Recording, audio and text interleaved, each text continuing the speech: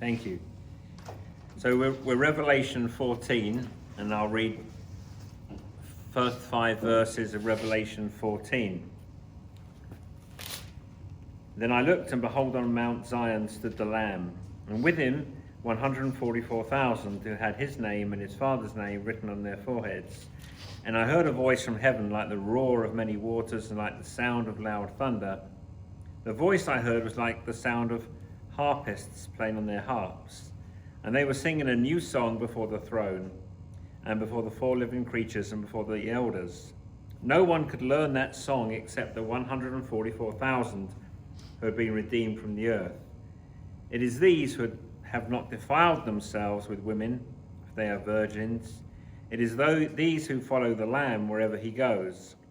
These have been redeemed from mankind as first fruits for God and the Lamb, and in their mouth no lie was found, for they are blameless. I want to start off with a quote from Spurgeon, who said about these verses, "To a lion Christ we need fear to come, but the Lamb Christ, O little children, were you ever afraid of lambs? O children of the living God, should you ever fail to tell your griefs and sorrows into the breast of one who is a lamb? Ah, let us come boldly to the throne of the heavenly grace, seeing a lamb sits upon it." And that's really beautiful as it comes into the chapter 14, because for the last 2 chapters, John has been giving us visions of diabolical creatures. In chapter 12 was the great red dragon, and John describes the great red dragon to us. But if in your mind's eye you think of a great red dragon, grotesque looking, with 7 heads and 10 horns, and a mighty tail strong enough to wipe stars out of the sky. And if that wasn't, then he sees the beast that comes out of the sea, 10 horns and 7 heads. It looks like a leopard, but has feet like a bear and a mouth like a lion. And then last time we looked at the second beast from the earth with 2 horns and a voice like the dragon. In chapter 13, we were introduced to the 2 beasts. The first beast represents perverse government, and the second beast represents fake religion, the false prophet. The first beast was given power from the dragon to persecute the church, rogue governments. And then you see the second beast who had been given words from the same dragon to deceive the inhabitants of the earth. So after these striking visions of what's arrayed against God's people, against the church, we might be left wondering, well, how will God's people endure all that? The call, if you remember, was to endure after the first beast. Or we might be left wondering, how can we discern? How can we tell? Because that was the voice from the second beast, that fake religion. And then even bigger than that, we might wonder, well, what hope is there from this unholy trinity, the dragon, the beast, and the beast? And maybe we can reach that same conclusion with the sin in our own heart, with the headlines in our world, pain and betrayal, confusion. And it seems like the one that gets the billing is the dragon and his 2 beasts. So what is the answer to the dragon and the 2 beasts? And the answer is simple, striking and profound. Hence the quote from Spurgeon, "Then I looked and saw a lamb."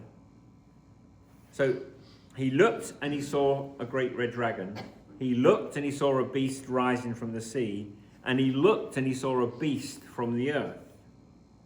And now the answer to that, the ultimate answer to the perversion of the state, to when the state persecutes us, to the perversion, to the fake religion, the dragon at work in the world, the beast of government, the beast of fake religion.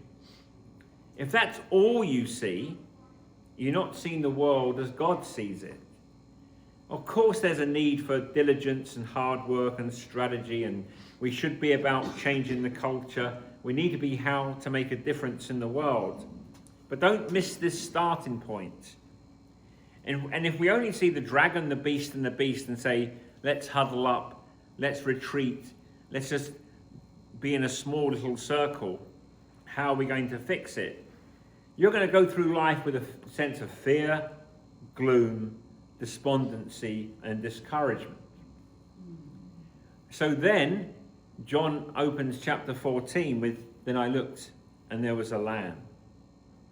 Now, on the face of it, how is a lamb a match for those two devilish beasts? But this isn't Shaun the sheep.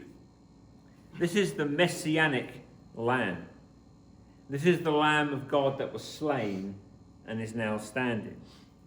The last time we saw the Lamb in Revelation, he was opening the scrolls and the seals.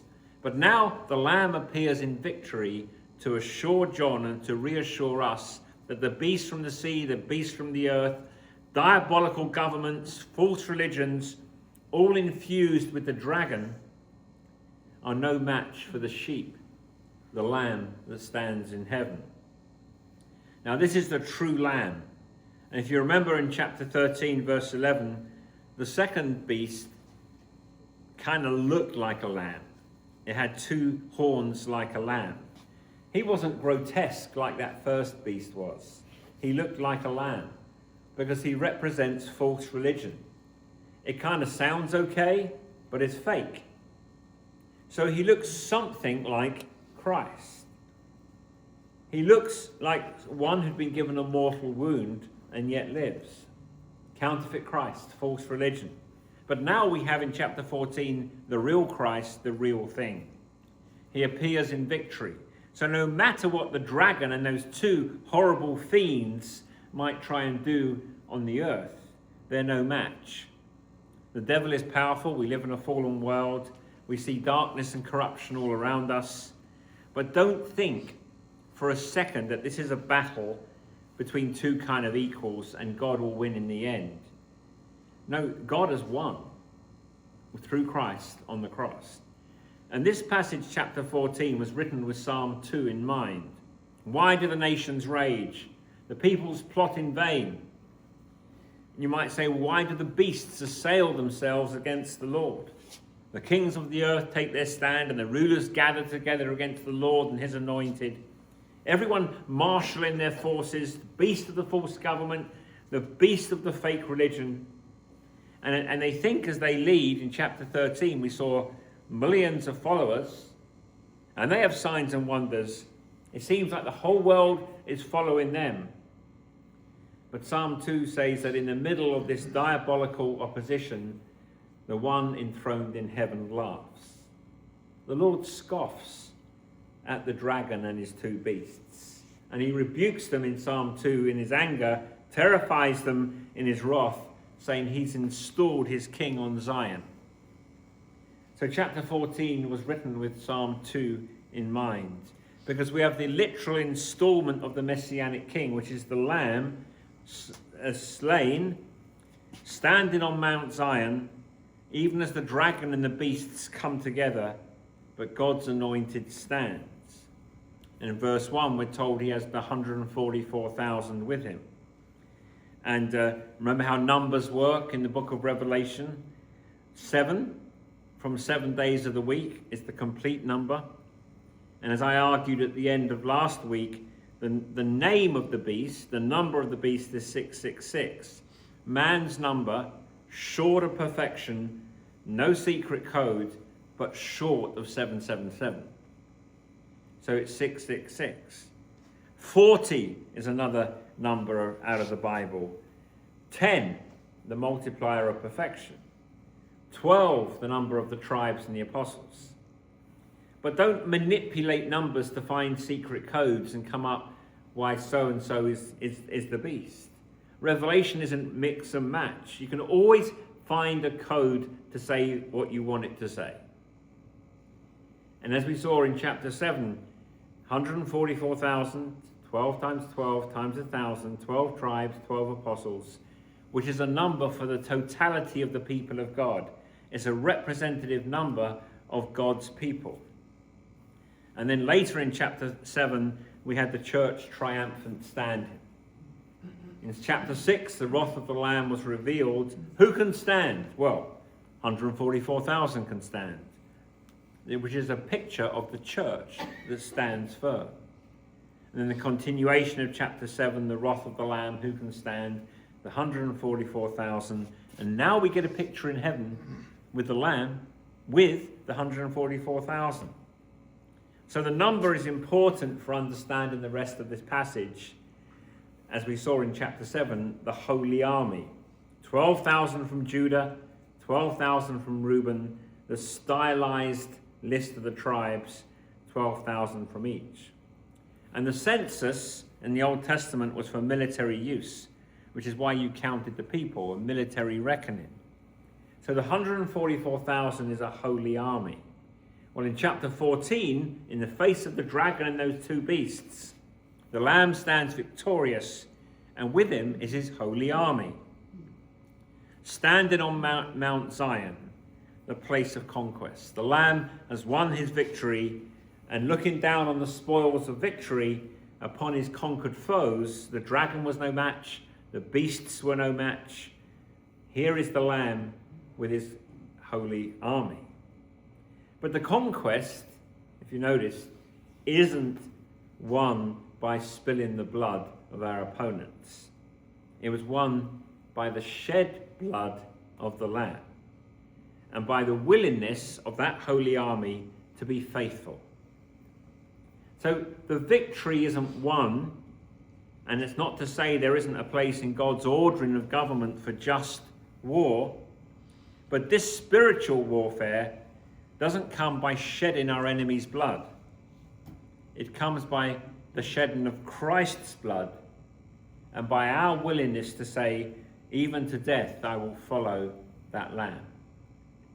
Now he's on Mount Zion, verse 1. It's not the literal Mount Zion. There are schools of interpretation. If Johnny was here, he would be raising his hand and talking about dispensationalism. There are some who say that this is the literal Temple Mount in Jerusalem, with 144,000 evangelists who will win the world to Christ during the millennium. But the only other New Testament example of Mount Zion is Hebrews 12, verse 22, where it says, "You've come to Mount Zion and to the city of the living God, to the heavenly Jerusalem." In other words, Mount Zion, the city of the living God, the heavenly Jerusalem, it's a way of speaking about heavenly reality. It's a heavenly reality. This isn't Jesus standing in Jerusalem literally, but Christ and the church triumphant in heaven. And we know it's a heavenly scene because we see later thrones. And every time we have thrones, it's a scene from heaven. But this is the vision that God wants to give us. That if you have the eyes of faith, that even when all seems lost and there's so much chaos, turmoil, uncertainty, there is a vision of Christ and his people in glory. Now remember the counsel we were given after each of the beasts in chapter 13. The first beast is a call for endurance and faith. What do you do when the government is against you?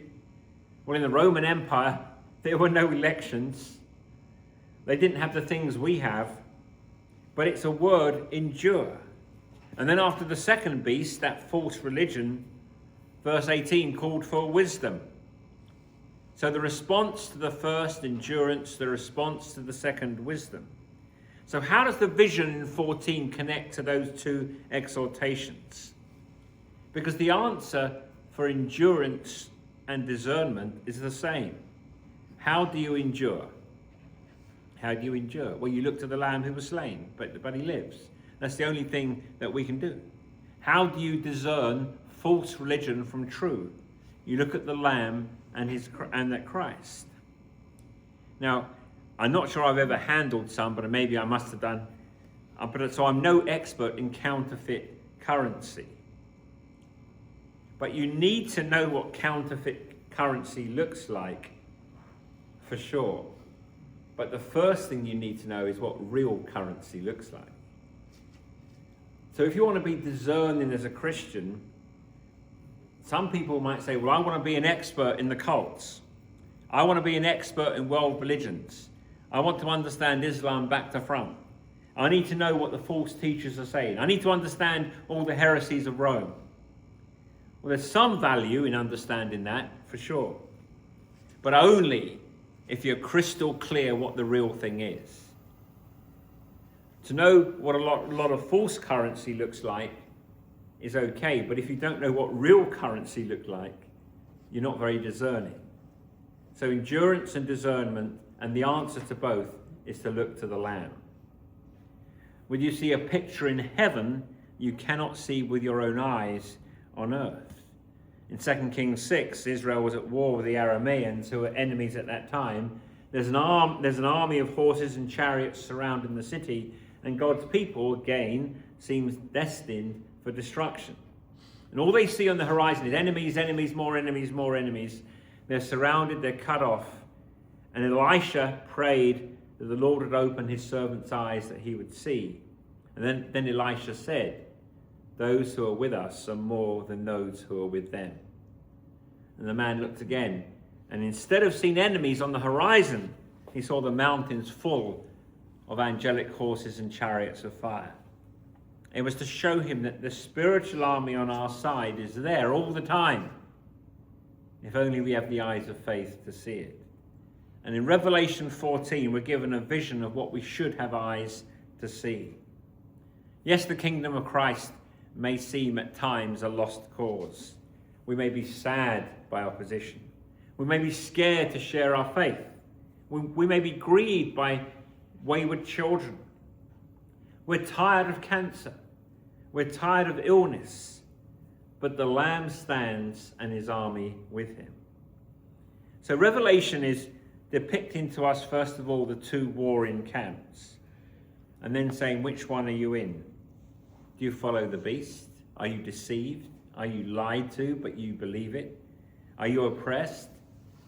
They thought the beast was their salvation, but really the beast was their oppression, which is the way sin works.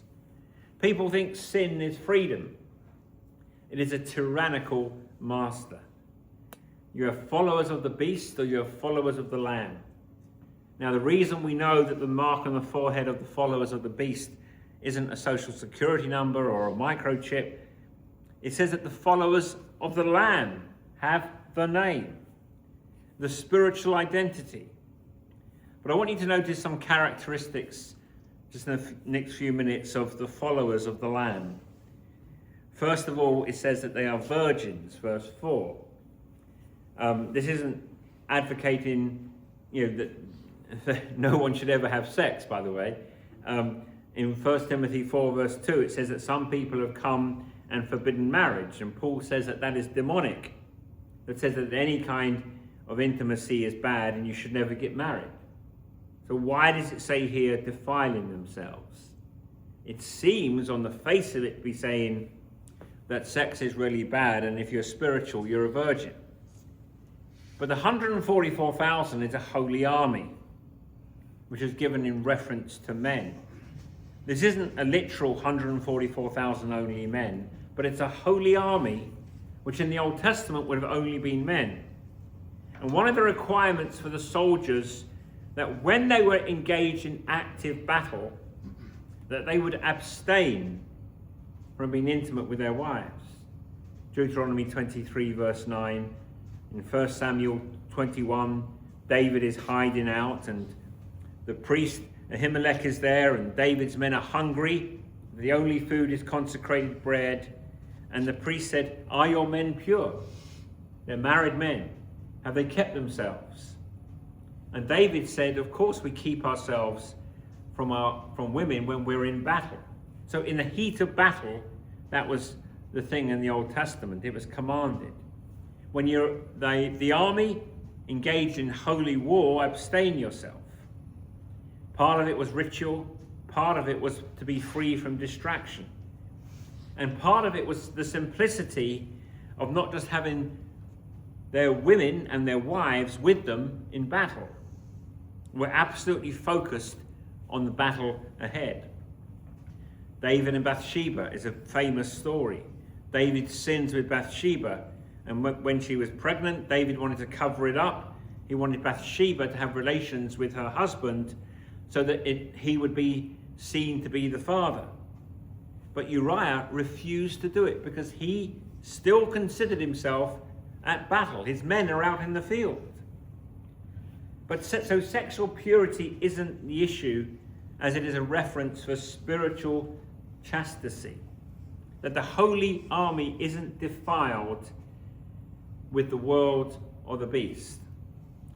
In Revelation 17, there'll be a woman riding a beast. Babylon is depicted as a prostitute. So the way of the world is spiritual adultery. The way of the Christ is spiritual chastity.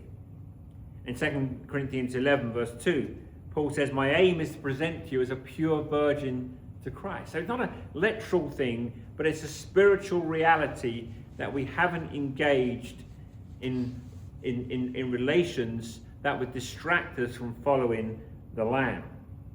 Paul didn't mean in Corinthians that they had to be virgins and not get married, but he said collectively as a people together, they were spiritually pure. So when it says that they were virgins, it is speaking about an army that has kept itself pure and unstained from the world. Secondly, they follow the Lamb wherever he goes. Verse 4, it's these who follow the Lamb wherever he goes. You can do worse than this, than say, what does it mean to be a Christian? Here it is in one sentence. I follow the Lamb wherever he goes. What a great description of a believer. And this is a military sense. The Lamb is the captain. We are good soldiers. We go off, and when our commanding soldier tells us to charge, we charge. When he tells us to stay, we stay. And when he gives an order, we salute and say, yes, sir. And I think many could do with a bit of soldierly toughness, if there's such a word. That can be pushed to an extreme. Stiff upper lip, real men never cry. They never think about what hurts. They just stuff it all down. That maybe was the danger of previous generations. But this current generation is way over the other extreme.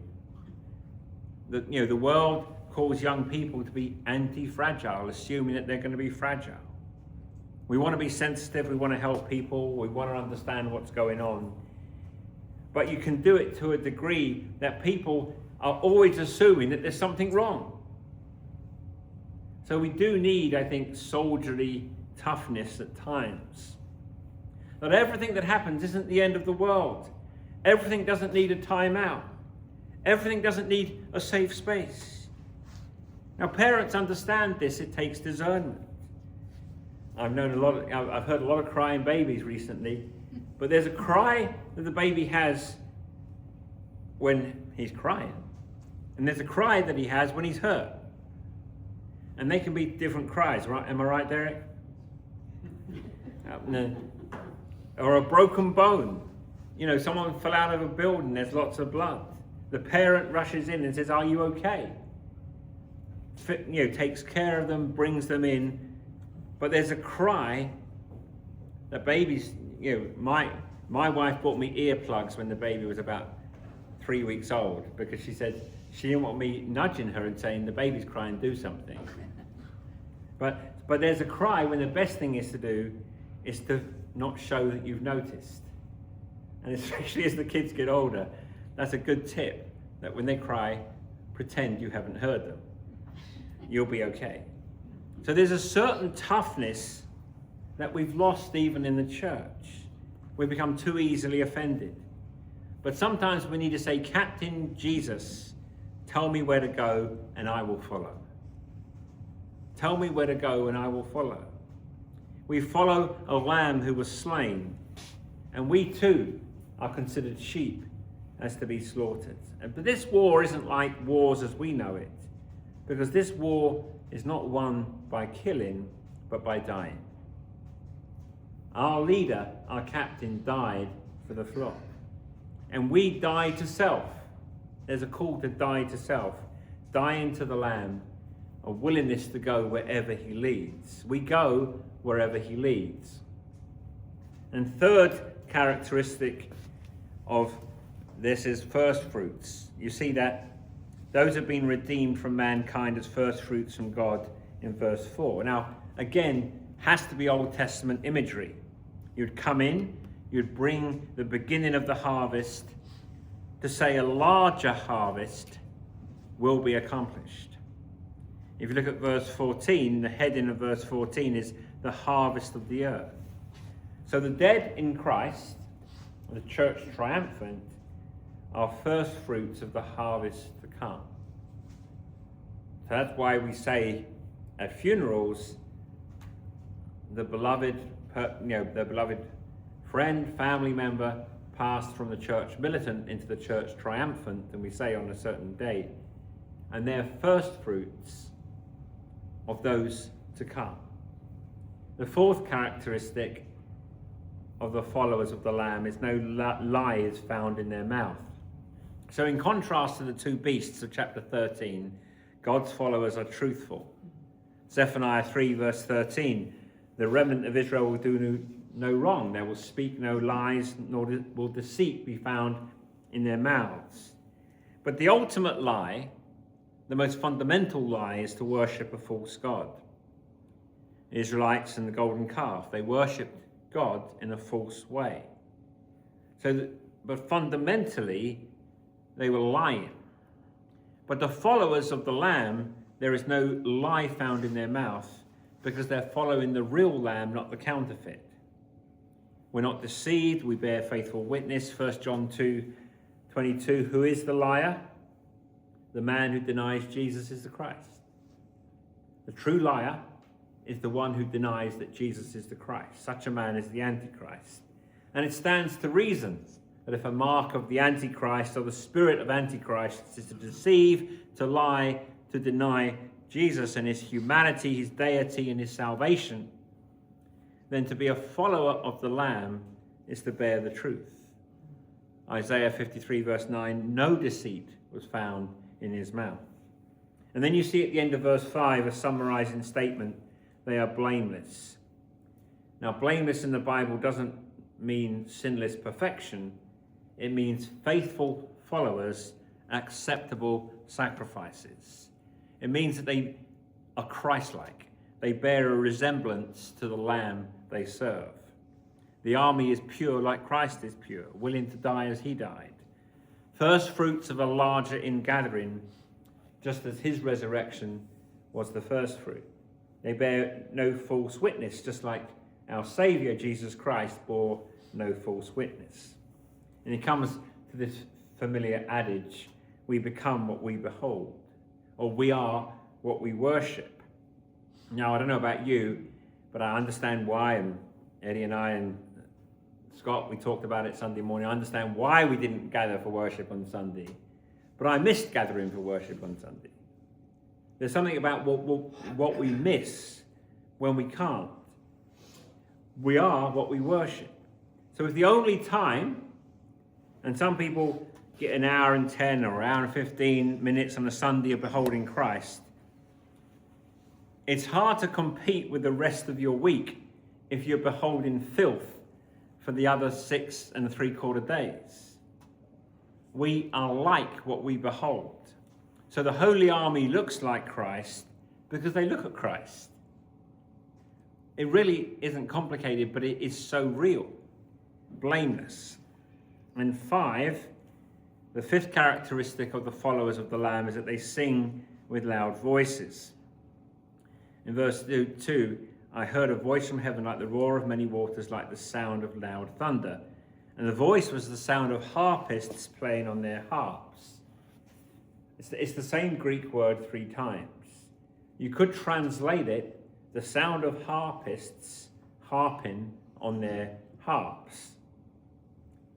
And the harp was halfway between our harps and the guitar. The Greek word for harp is kithara, so we get our English word guitar from the word translated harp, kithara, guitar. And it was a lyre, L-Y-R-E, a 7-stringed lyre. And they often had a big sound box for reverberation, and they made a very loud noise. So the kithara, the harp, was used in public performances. It was a professional musician's instrument. It would be used in competitions, we know, and concerts because it had the ability to sound in a large space. But if you love harps, think of harps, and if you like guitars, you can think of guitars, and it's okay. So it's the loud sound of harpists, it's almost harpists harping on their harps, but no one could sing except the 144,000. So this new song is the song of God's people. We come to Revelation 18 later, but this is the holy army. This is God's people. They haven't committed adultery with the world, spiritual adultery with the world. But the opposite of God's people is Babylon. And Babylon is likened to a prostitute because it's the definition of immorality. Now, if you look at chapter 18, verse 22 for a moment, the fall of Babylon, one of the judgments that befalls Babylon, so will Babylon, the great city, this whore of Babylon, be thrown down with violence and be found no more, and the sound of harpists and musicians, or flute players and trumpeters, will be heard in you no more. Have you ever thought about it, that one of the judgments in Revelation for Babylon is no music? No music. No harps, no flutes, no trumpets, no singing. Now, everyone loves music. All over the world, people are singing. There is music. If you walk into a stadium, everyone's singing their song or something, and it signifies something good's happening. If you walk into a bar, people are singing. People are together. They always find something to celebrate, especially the Irish. Something to sing about. But when Babylon is judged, there'll be no more songs. It won't be that they just sing their own songs. There'll be no more music. The song in heaven is only the 144,000. So the song is a gift that God's people and God's people only will have for eternity. And one of the gifts that we will do in eternity is sing. That's why it's good to join the choir now to get a bit of practice. But as is often the case, Martin Luther put it very well. I have no use for cranks who despise music because it is a gift of God. Music drives away the devil and makes people happy. They forget thereby all wrath, unchastity, arrogance, and the like. Next after theology, I give music the highest place and the greatest honor. That's what Luther said. So all throughout the Bible, the response of God's people to deliverance is to sing. Job 38 verse 7, the morning stars sang together. The angels shouted for joy. As the stars were made, Job said, they sang. What a joyful thing that God has done to call us into being. Exodus 15, you probably know well that Moses and the Israelites sang after crossing the Red Sea.